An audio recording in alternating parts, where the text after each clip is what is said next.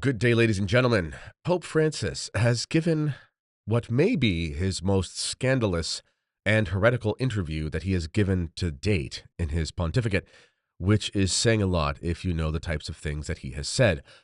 I'm at the point where I don't really know how we can deny that Pope Francis is at least promoting material heresy. The things that he said in this interview that we're going to go through here are damning, which is a bit ironic considering he basically denies the existence of hell. The interview is lengthy. There's a ton to it, but there are two errors that I want to focus on. The first one has to do with his comments about hell and how his comments on the matter completely reject what has always been believed and is de fide teaching by the church, meaning one must believe it. And the second is about his opinion on creation and particularly the historicity of Genesis and the authorship of the Bible, which has already been settled in church teaching in the past, but nonetheless, Pope Francis doesn't really like to play by the rules. I think it was the disgraced Father Thomas Rosica who said that Pope Francis is outside of tradition or above tradition. Well, okay, sure. So was Martin Luther. Error number one. What does Pope Francis say about hell in this interview? The interview is in Spanish. And lest I be accused of mistranslating Pope Francis, I speak Spanish. I'm going to read the relevant portion quickly in Spanish, and then I will translate it on the spot to show that I'm not doing some sort of trickery with Google Translate here. The first question here. ¿Cuál es su propia interpretación del infierno y del paraíso? ¿Y qué les pasa a las personas que van al infierno y que a las que van al paraíso? So, what is your interpretation of hell and of paradise or heaven? And what happens to the persons, the people who go to hell and those who go to heaven? That's the question. Pope Francis answers, El infierno no es un lugar. So there's error number one. He says, hell is not a place. Remember that. He says, si uno va a asistir al juicio final, so if you go to the final judgment, y ve las caras de los que van al infierno, and if you see the faces of those going to hell, se asusta, excuse me. I think that means it'd be like frightening to them. He says, si uno lee a Dante, se asusta. If you read Dante, it's scary. Pero son representaciones mediáticas. So, but he says these are just sort of meditation representations. El infierno es un estado. Hay gente que vive en un infierno continuamente. So, even though he says here, hell is a state, and there are people who live in a continual hell. Okay, there's more we'll say here in a second, but right there, what he's doing is, because we're going to see just the reality of hell in a second, it isn't completely heretical to say hell is a state, but the way that he's using it here is not church teaching. He's basically saying, kind of like the Jordan Peterson thing, the real hell is the one you put yourself through by your, poor actions and things like that. This is not a teaching of the church. This is just his opinion. He continues here. He says, El infierno es un estado del corazón, del alma, de una postura frente a la vida, a los valores, a la familia, a todo. So he says, it's a state of the heart, of the soul, against life, against values, against the family, against everything. So again, we're going to see here in a second the reality of hell and how it's not officially heretical to say that hell is a state, but he's not saying it the way that the church says that hell is a state. And also it is heretical to say that it's not a place. Let's look at the reality of hell here for a second. So if we look to Ludwig Ott, he wrote The Fundamentals of Catholic Dogma. This is probably the best resource we have in the last 100 years on Catholic dogma. And this was used to teach priests and so forth. What it does, this book, is it combines or compiles for us church teaching. So, what do we have to believe? And it even gives us sort of the level that we have to believe. So what does that mean? Well, is something just a theological opinion? Is something more than that? Is it something we have to believe in order to be saved? Is it de fide? That sort of thing. So here's what the section of hell says in Ludwig Ott's fundamentals of Catholic dogma. This says the reality of hell. So this is the de fide teaching right here that you have to believe in order to be saved. The souls of those who die in the condition of personal grievous sin enter hell. That's de fide. So enter hell. Go from one place to another. That's what enter means. Here's the explanation. He says hell is a place or state of eternal punishment inhabited by those rejected by God. So it is a place or a state of eternal punishment inhabited by those rejected by God. We can't deny that it's a place because this is part of the teaching of hell. We can say that it's a state, but not in the way Pope Francis has said it.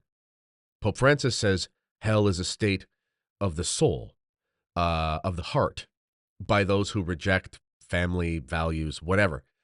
No, it's a state of eternal punishment inhabited, lived in, by those rejected by God. Not our rejection that ultimately constitutes our hell. It's us being rejected by God. He continues, he says, the reality of hell is contested by those sects which teach the total annihilation of the godless after death or after the general judgment, and also by all who deny personal immortality. So Pope Francis in other places has rejected or has basically said that he believes, or it's been reported that he said that he believes in the annihilation of souls, which is completely heretical. But here's an important part here where it says, after death or after the general judgment. Okay, this is why you have to believe that hell has at least some sort of dimension to it where a body could be. Because it's talking here about the general judgment. And what does that have to do with everything? Well, we believe in the resurrection of the body. As Catholics, we believe, in the resurrection of the body and life everlasting, etc. This is what we pray in the Apostles' Creed. When we die, our souls are separated from our bodies. Depending on how we die, we go to heaven, purgatory, or hell. Purgatory is a layer of hell, by the way, but it's not Gehenna. At the resurrection of the body, so at the second coming, at the end of the world, there will be the resurrection of the body. This is called the general judgment. The judgment that we go through personally is called the particular judgment. That's when we're judged particularly for ourselves. The general judgment is at the end of time. At that point, there's a resurrection of the bodies, both those whose souls have gone to heaven and those whose souls have gone to hell. When this happens, there will be a unification of body and soul. That means that if your soul is in hell, your body has to have somewhere to go, or at least in some way, even if it's a state, there has to be a state that's in some ways a place where your body can be united to your soul. And this is because hell is eternal. And if we go back to Ludwig Ott here, we can know even more about this reality of there being an actual sensory experience of hell, which means there has to be some sort of spatial or dimensional reality that we can actually be in that place.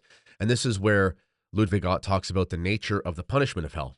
And he says, scholasticism distinguishes a double element in the punishment of hell: the pena damni, pain of loss, and the pena sensus, pain of sense.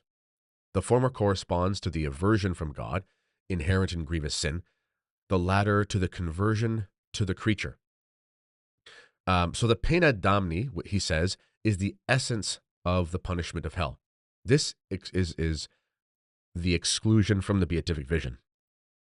But the pena sensus is the suffering which is caused by outside material things. It is also called the positive punishment of hell. This is why the scriptures speak of the fires of hell, for example. Some church fathers look at the fires of hell as being metaphorical. That doesn't mean they believe the pains are metaphorical. It just means they're looking at scripture and they're saying, well, is it fire like we have here? I don't know. Does that require oxygen? I mean, you think of all these different things. What does that mean? So far be it from these fathers and theologians of the times of church history saying it's not actually fire in order to say that it's not that bad. What they're saying is fire doesn't even cut it as an analogy, ultimately, because it's way worse than anything you could ever imagine. We also know from Ludwig Ott that hell lasts for eternity. So again, if you think about the judgment, the general judgment, hell is for eternity. So You can't say, well, it's just a spiritual state, because ultimately, somehow, the body has to have somewhere to go. And since it's eternal, that means after the general judgment, there has to be somewhere. Okay, so that covers the reality of Francis's errors on hell, I would say heretical errors. But he goes on to completely deny church teaching when it comes to the reality of the historicity of creation. And before we get to that, if you are enjoying this content, and if this is helpful to you, which I hope it is, helping us wade through this crisis in the church, then please consider visiting the TKR store. The link for that is in the description.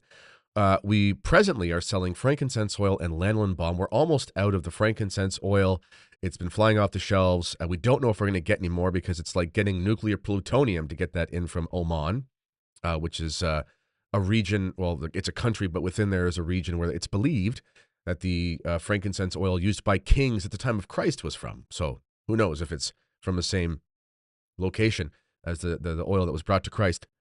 But we also have a new product coming, and I can't tell you what it is yet, but it may or may not have something to do with the sweater you may wear on your face, which I know a little bit about. So stay tuned for that. The second error. This has to do with a question that the interviewer asks Pope Francis about science, about the Big Bang, about the Bible, creation, and so on and so forth. And like the last question, I'll read the relevant portions in Spanish, and then I'll translate.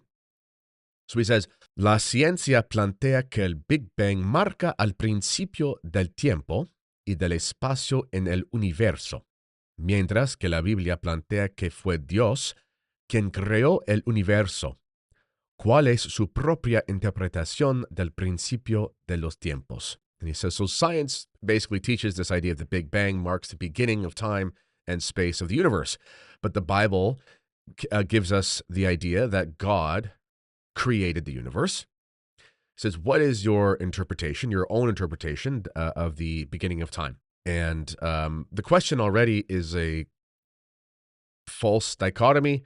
I don't believe in the Big Bang as it's said. I'm very much a creationist. Nonetheless, if the Big Bang were the beginning, it's not necessary to say that the act of creation that we discover naturally is different than God's. That's what the question is saying, which is a false question. Anyway, Pope Francis says the following. El libro de Génesis no fue el primero que se escribió en la Biblia.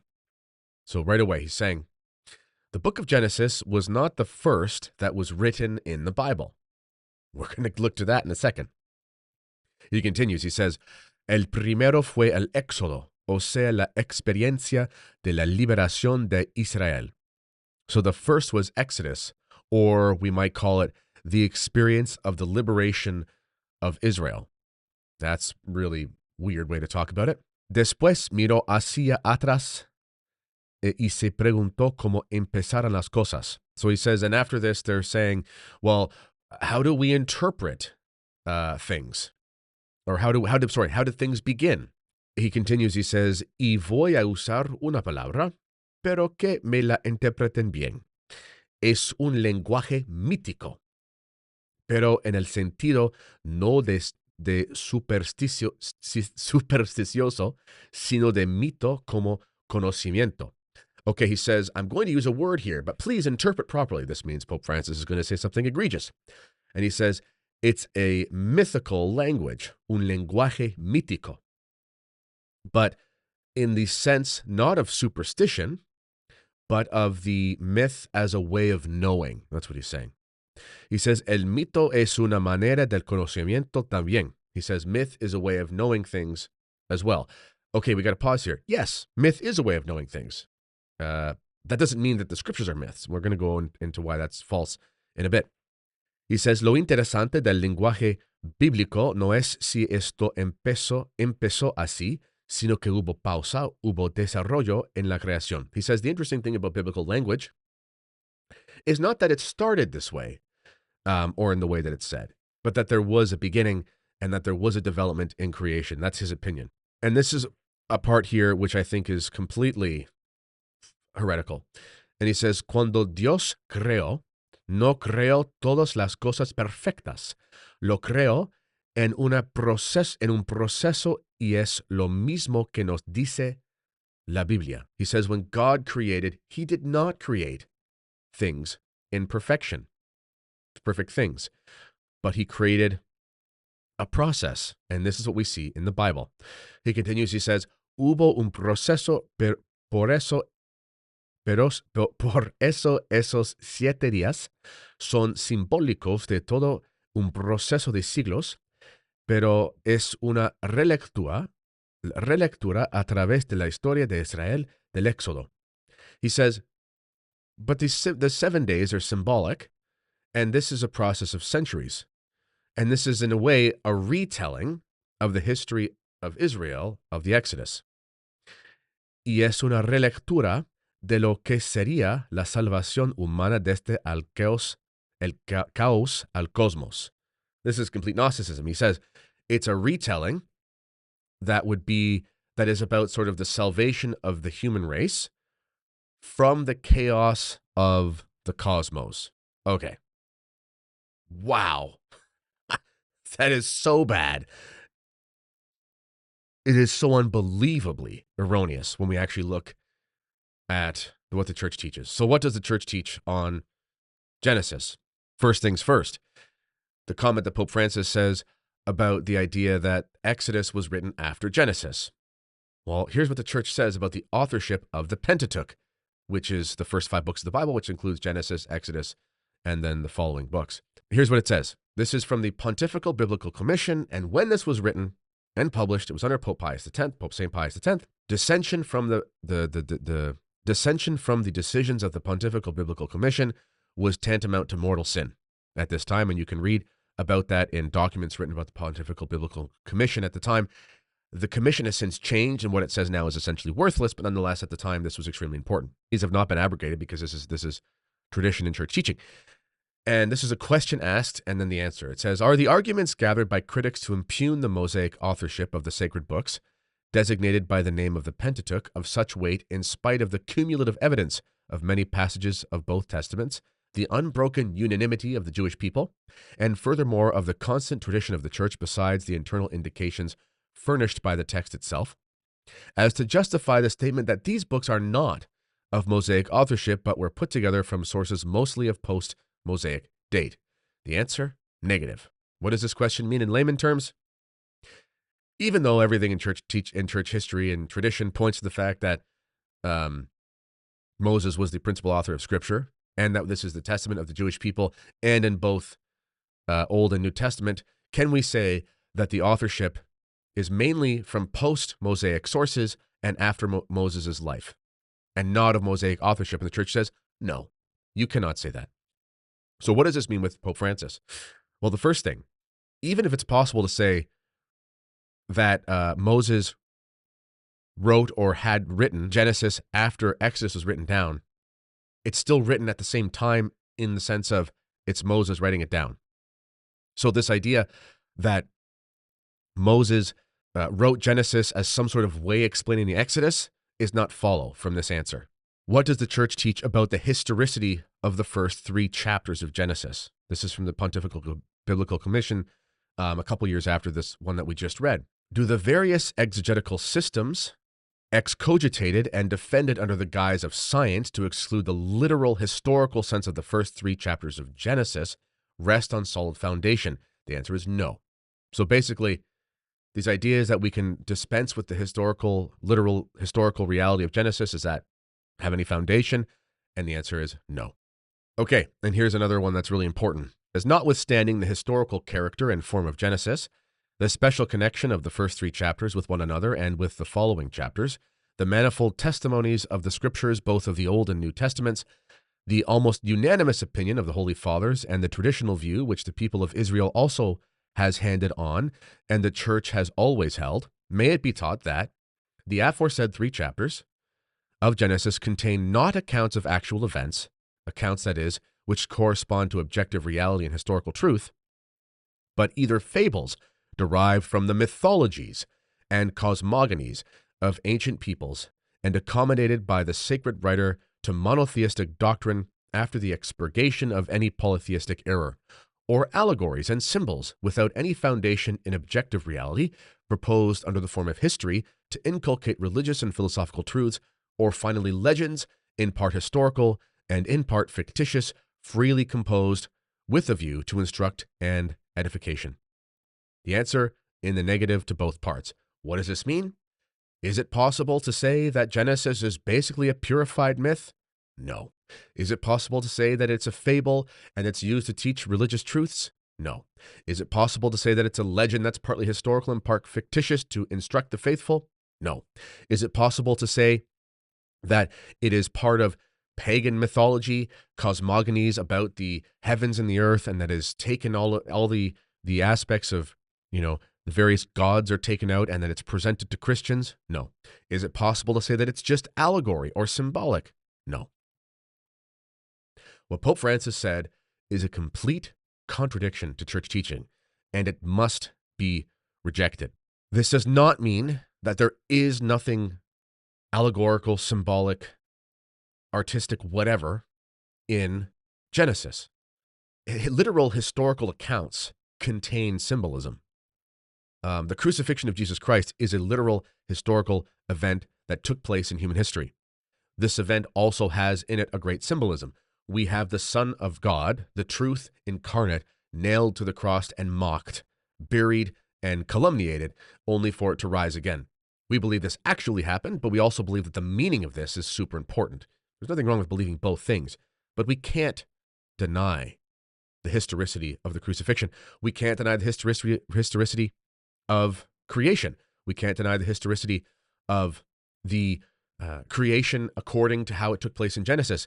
Are there things that are unknown? Of course. There are a billion things that are unknown. Even if Genesis was written as some sort of actual historical textbook, you've got 3 chapters that give you the bullet points, but there's going to be, how many zillions of things took place in that time of creation? I have no idea. They're not written down, and that's fine. We don't need to know everything, and we never will know everything on this side of the divide. And finally, the last thing that we're going to look at here real quickly as to why Pope Francis's idea that creation is a continual development out of chaos into order, that's actually a Gnostic idea. But we're going to focus really on this idea that it's this continual development and God did not create things in a state of perfection. Well, again, if we look to the scriptures, we find the fall of man. This is obvious. We all know this. But particularly if we go back to Ludwig Ott, we find that he talks about the donum immortalitatis, i.e. bodily immortality. This is de fide. We have to believe this. And it says the Council of Trent teaches that Adam fell under the sentence of death as a punishment for sin. Holy Writ records that God threatened and imposed death as a punishment for the transgression of his probationary commandment. And it says, for God made not death, this is in Wisdom, chapter 2, verse 24. But by the envy of the devil, death came into the world. This is there. And Romans says, by one man sin entered into the world, and sin by death. The gift of immortality is, as St. Augustine teaches, to be conceived as posse non mori, the possibility of not dying, not as non posse mori, impossibility of dying. So we don't believe in invincibility. They still had human bodies. The fathers regarded bodily immortality as being transmitted through the tree of life. What does this mean? This idea of this evolutionary creation is this evolutionary idea of creation requires death, but death does not enter into the world until after sin. That's it. There's no death until sin. In addition, what we see is bodies are continuing to decay because disease still is rampant in the world and sword disorders and so on and so forth. And we're always having to deal with those things where in the beginning there was bodily immortality, there was an integrity of the body, there was a state of veritable perfection of the human race, and that was lost through sin. So this is in contrast to what Pope Francis says as well. So anyway, we could go on, but this is a pretty striking interview, and Pope Francis has uttered what are basically heresies, if not grave errors, and we should pray for his conversion. As always, let me know what you think in the comments. This has been the Kennedy Report, and until next time, God bless.